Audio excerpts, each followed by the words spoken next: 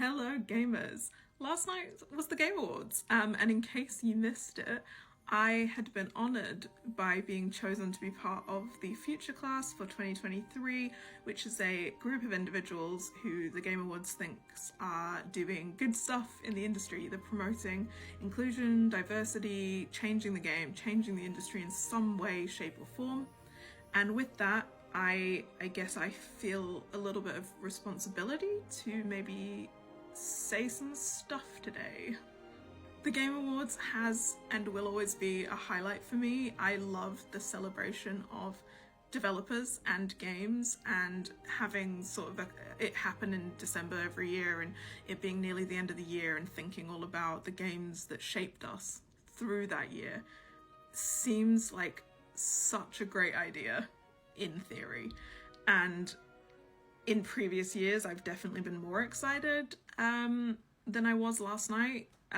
It was a bit of a roller coaster for me. I was holding my breath for a lot of it, waiting for there to be some acknowledgement of the hardships that we have faced in our industry this year, specifically around the mass layoffs that we've had, around people losing their jobs, their income, their livelihood, making these games, making the games that players play, that they enjoy these experiences.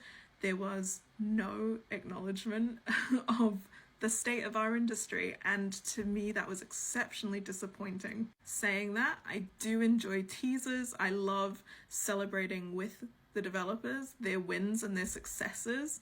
What I think was a shame for me last night, and again, roller coaster of emotions when I'm talking about this, was that the devs were only given 30 seconds to celebrate and thank people on stage, whereas other portions of the show were given a lot more time for teasers for games that aren't even coming out till 2025, 2026, unknown dates. And to me, I sort of feel like those games will have their moments when they're released. They will no doubt be included in award shows globally.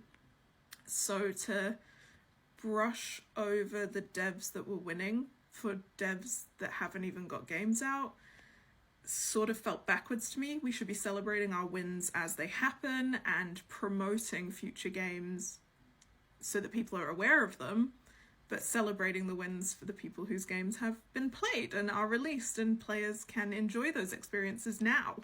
That being said, some really great wins last night. Super excited for all of the devs who had their games even nominated. There were some fantastic nominations, including games from first-time developers, including indie games, and all of that good stuff. It was lovely to see.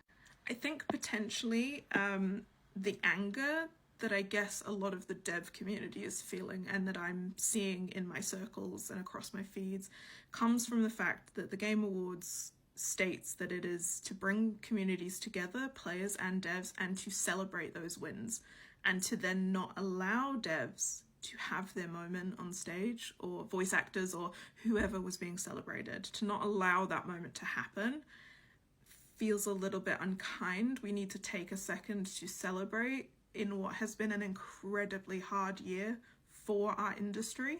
So one of the things I find particularly interesting is statistics and figures. So I had a look and I saw that only 10.6 minutes of the show was allotted to developers giving their thanks speeches. And given that this is an award show, you would think more focus would have been on the awards and the thanks.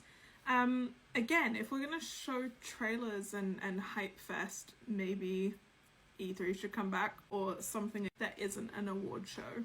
And yes, I love all of the extra stuff that we have in the Game Awards for players and for even us as developers, as players. Having musical acts and guest stars is awesome, but to sort of prioritize them over the celebration of games that have been released, again, feels a little remiss and a little bit unkind.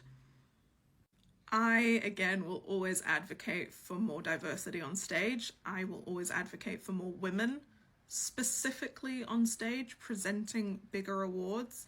I feel like having one token woman who presents, and does a fantastic job, by the way, is not enough representation amongst what is a sea of Hollywood actors that were invited this year.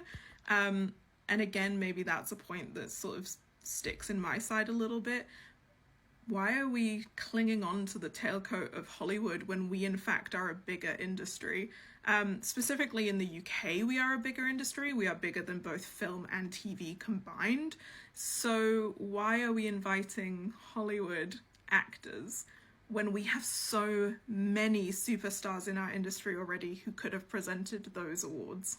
And again, I have literally nothing against Timothée Chalamet, but I do think somebody else could have presented that award, and we could have maybe spotlighted their achievements in the games industry, not just in Hollywood.